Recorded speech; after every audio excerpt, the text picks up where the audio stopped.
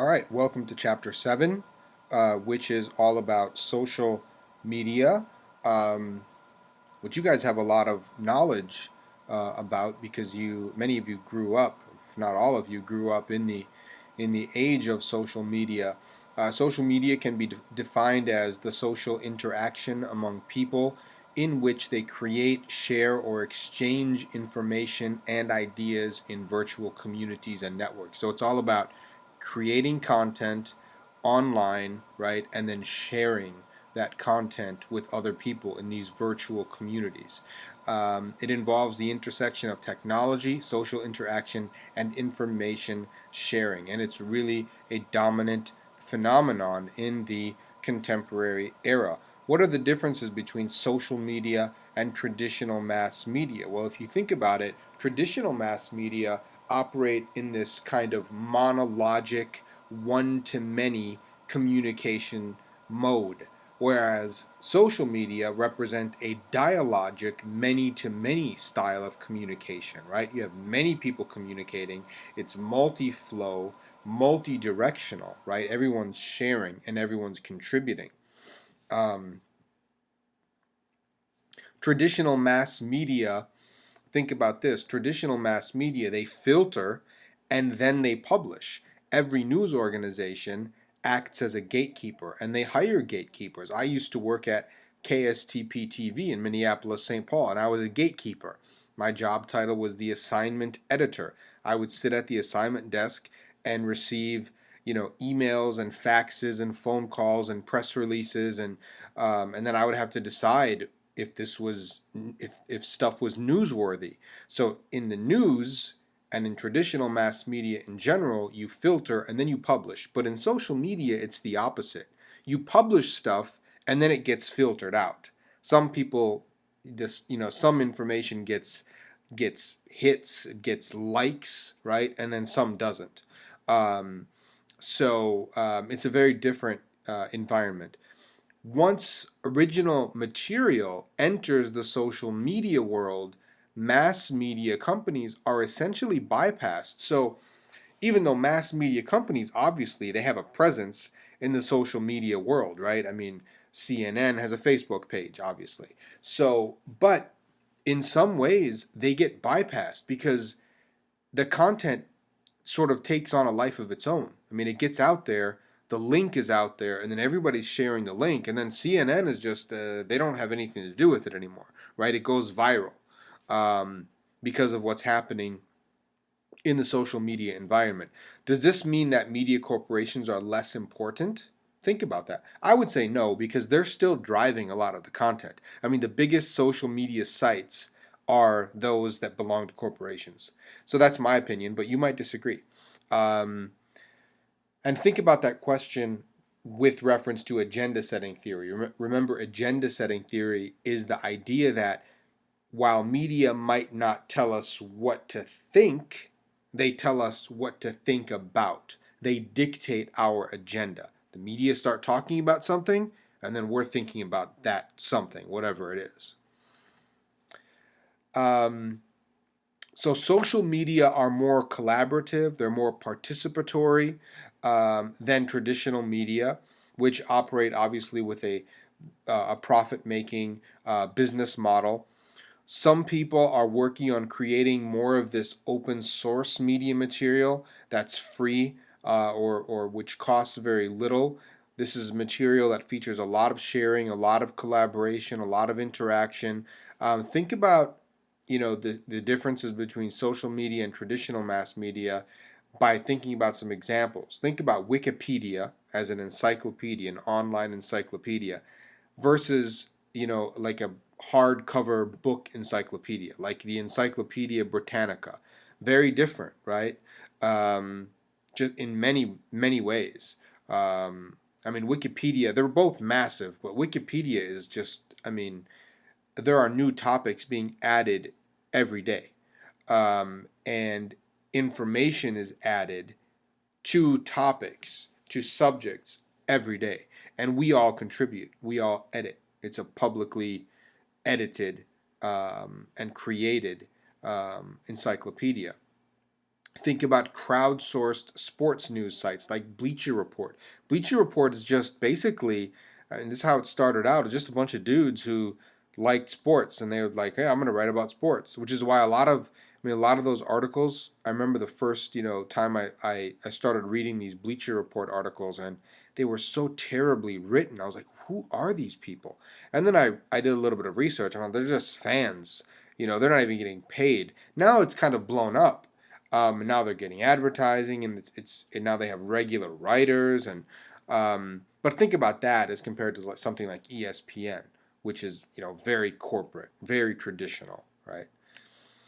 I want to look at 5 key components, these 5 C's of social media: choice, conversation, curation, creation, and collaboration. Let's look at these 5 in turn. So choice. Social media and the current media environment in general provide us with a lot more choices, just in terms of content, in terms of style. Think about what you're able to do with search engines like Google, right? Google it. And then all of a sudden you get all these hits, you have all this information, you have all these possibilities. Just so many choices in terms of websites that you can visit to learn about something or to entertain yourself or whatever. You get recommendations. Things are customized. Remember, we talked about the daily me. You got your news feed. You're getting information sent to you constantly, and there's so much information, and there's so much content, and there's so much choice. And sometimes you feel like maybe it's a little bit of information overload, actually. But choice is certainly a dominant characteristic of this new environment, as is conversation. The internet facilitates conversation. Think about discussion groups, right? Some of you are probably members of discussion groups online. Think about email. Maybe you get on a listserv and you're having a conversation. I'm on an academic listserv where we're emailing one another and sharing articles and talking and discussing and debating and arguing, right? That's kind of the favorite pastime of academics. They like to debate and argue. But so think about all these phenomena. And then you have Facebook and Twitter and YouTube and Instagram. There's all these conversations. You're leaving comments. You're responding to people, right? You're tweeting at people. You're direct messaging people.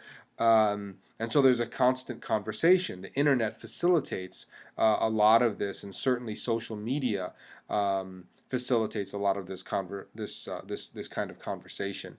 Curation is another dominant feature of this new media environment and of social media. People are now more easily able to collect, organize, and store content.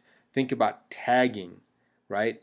You can use a searchable keyword to find a piece of information, and first to define it, and then to find it.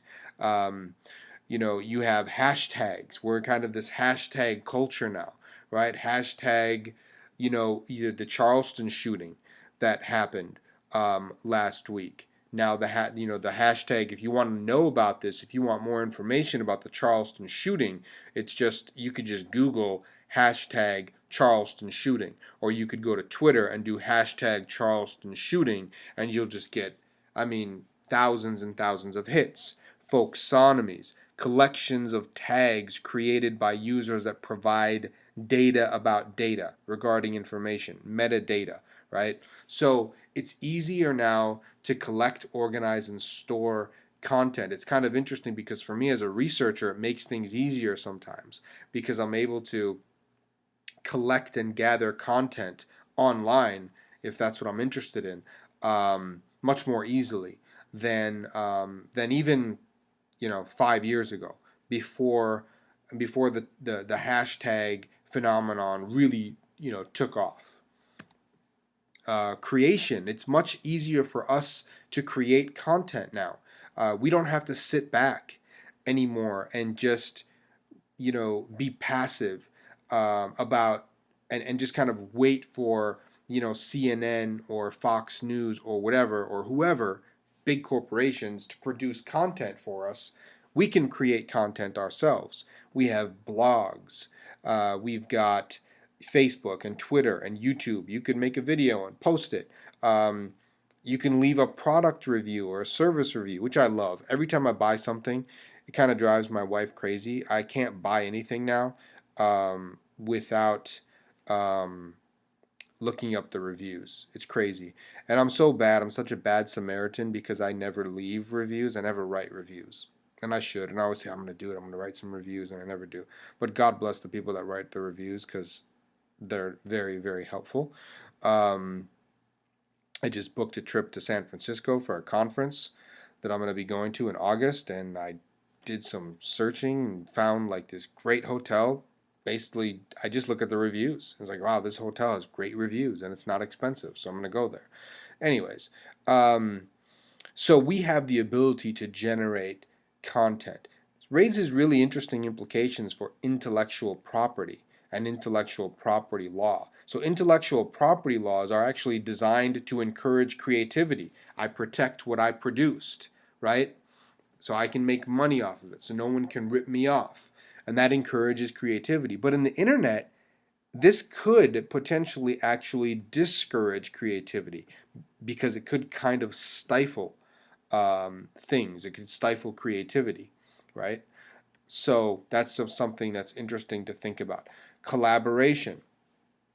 The internet enables people to work together in interesting ways without the bounds of space and sometimes time. What we're doing right now is a very good example. I'm sitting here, it's actually 3:15 in the morning, and I'm recording a lecture that you're going to watch at some later time. So we're not limited by and I'm not even in Alabama. I'm assuming many of you, most of you, maybe all of you are in Alabama, but maybe not. You might be traveling as well.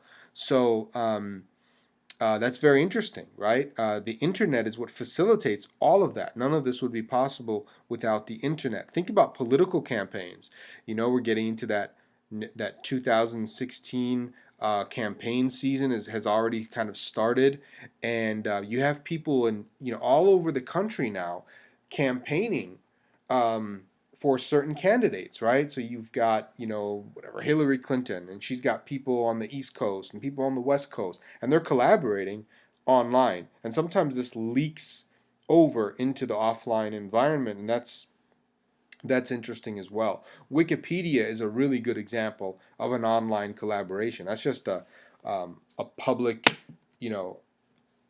encyclopedia that we all contribute to online. Types of social media. Let's look at a number of different kinds of social media. Email is, not everyone considers it as social media, but a lot of people do. And our textbook considers it a type of social media. It was the most popular internet activity until 2008. It's now third, interestingly, after the more traditional social networking like Twitter and Facebook and gaming, right? People are playing video games online in increasing numbers. So email is now third in popularity. It can take the form of one-to-one. You send an email to one person, or one-to-many, like these listservs that I mentioned a couple of minutes ago. Some of the more advanced email systems they've done a lot better in terms of like filtering out unwanted messages, like spam messages. I'm probably not supposed to be advertising. I'm not. God knows I'm not getting paid to do it, but Gmail is great. I mean, in that respect, I had a Hotmail account, and then I was really tired of all the spam, and I switched to Gmail. No more spam. I mean, it's pretty remarkable. So some of these more advanced systems do a really good job in that regard. And I mean, just in terms of creating folders and labels or whatever, and organizing content and stuff, and then just the storage space that you have now. So it's really quite different now than it was 10 or 15 years ago. I mean, email is. Discussion boards and web forums, another kind of social media. I wonder how many of you are involved in discussion boards. They're a vital form of mass comm on the internet. Their format and their asynchronous nature, right, the fact that users are not required to be online at the same time. I can leave a message now, you'll see it later, right? This allows for relatively lengthy expositions on topics written whenever convenient for the person sending the message. So you can go on these discussion boards. I do this sometimes, and you'll just find these interesting discussions. Sometimes it'll say, 2005, like this is a discussion from 2005, and you're like, wow, this is pretty cool. I'm learning something from some discussion that people had 10 years ago. Some people, this is kind of creepy. Maybe not. I guess I do this. I don't. I guess I do this a lot because I don't actually usually contribute to discussion boards. People are just lurking. They just read the discussion boards, right? But they never actually contribute anything. There's a site called Gaia Online, which I'll be honest, I'd never heard of this until I started teaching this class, and I read this in the book. But it gets more than 1 million posts every day. That's incredible. It has more than 2 billion threads, a discussion board. I wonder if any of you are members of that discussion board. Chat rooms. These are kind of old school. As far as I know, they're not very popular anymore. Maybe they are. But usually just a couple of people or a small number of people, and they're basically typing messages, like texting in real time and responding to one another in these rooms, in these groups, right? And I have this brownie point system. It doesn't work very well. Speaking of the internet and video conferencing, and I have this brownie point system that works great when I'm actually with my students in the classroom. It's kind of funny. A lot of students don't figure out until the very end of the semester that the brownie points, I sit there, what I do is, you might get a kick out of this, maybe not, but what I do is, like, I'll have these brownie point opportunities, and then I'll just dish out the brownie points very generously. And so students, like, take it seriously, and some of them don't realize until the end of the semester that the brownie points actually mean nothing. Like, you get nothing for brownie points. You don't get extra credit. It doesn't affect your grade at all. So there's actually no benefit to a brownie point. But one girl brought me brownies once, last semester actually. So that was actually kind of nice. So I actually benefited from the brownie point. But think about, is this synchronous or asynchronous media, these chat rooms? Think about that. Blogs. I wonder if any of you have blogs. These are these, you guys know what blogs are, these little websites where you kind of post stuff on a person will post stuff on a regular basis, and the posts are kept in this chronological order. These start in the mid 90s, but they become popular in the late 90s when software made it easier for people to blog. Back in the early days of blogging, you had to know how to, I think, write in HTML code and all that stuff. It's like, very few people were doing it. But by the late 90s now, you have these new programs like blogger.com, WordPress, where you just type in the messages, and it formats everything for you, essentially. A lot of the new blogs have video and sound, so they're much more advanced. This is a question. Should journalists be allowed to have personal blogs in which they give their personal opinions? Something for you to think about. Some people would say, of course, they're just people like us. We shouldn't pretend like they're robots and they don't have opinions. Other people would say, but he's a journalist or she's a journalist, and they're supposed to be objective, and so they shouldn't be giving their personal opinions on things. I happen to think that's kind of impractical, but we could have a debate. We could have had a debate on that if we were together. I'll just let you look at this. These are some of the more popular blogs. Huffington Post, TMZ, which was TMZ's currently covering the apparently Puff Daddy, or I guess is he Puff Daddy, or is he Diddy, P Diddy? I don't know what he's calling himself these days, but he was arrested on the UCLA campus, and TMZ's been covering that story to death, as you might imagine. Microblogs. These are similar to blogs, but they're shorter, as the name would suggest. Twitter is the best example of a microblog. Twitter's mission is to give everyone the power to create and share ideas and information instantly without barriers. I haven't been able to get into Twitter, but some people love it. A lot of people do, obviously. 500 million tweets per day. And there are other people that you can see that last statistic there, 90% of the content is generated by 10% of the users. That's pretty incredible. That's because there's those people that are just constantly tweeting. You follow someone and they're tweeting 20, 30, 40, 50 times a day.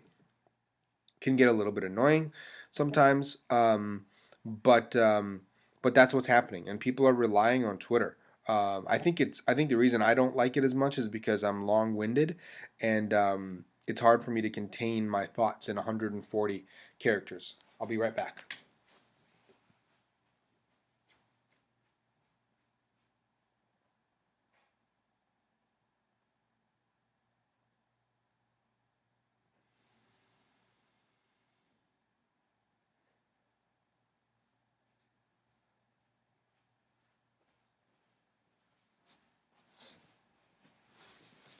There's probably a way for me to pause this, but I don't want to risk losing this, so.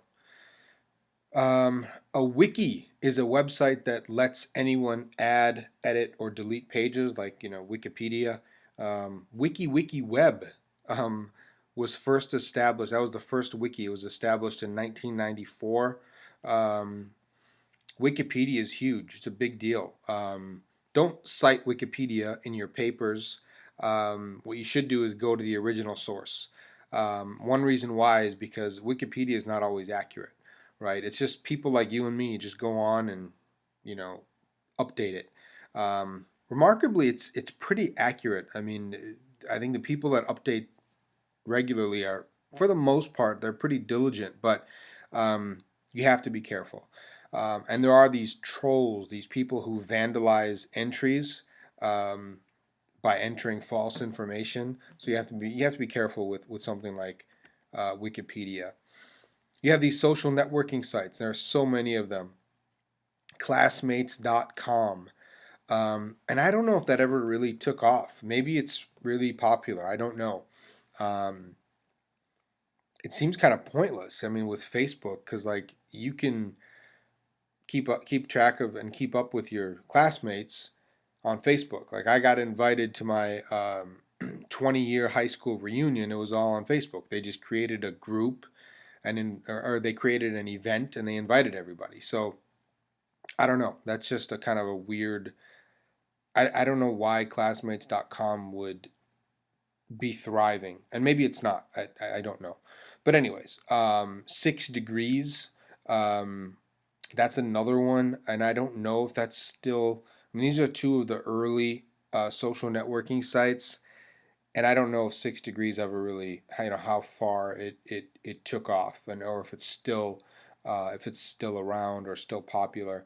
You have Facebook, Twitter, LinkedIn, Google Plus, Pinterest. These are 5 of the most popular today, and according to thenextweb.com, there are currently more than 1.2 billion Facebook users.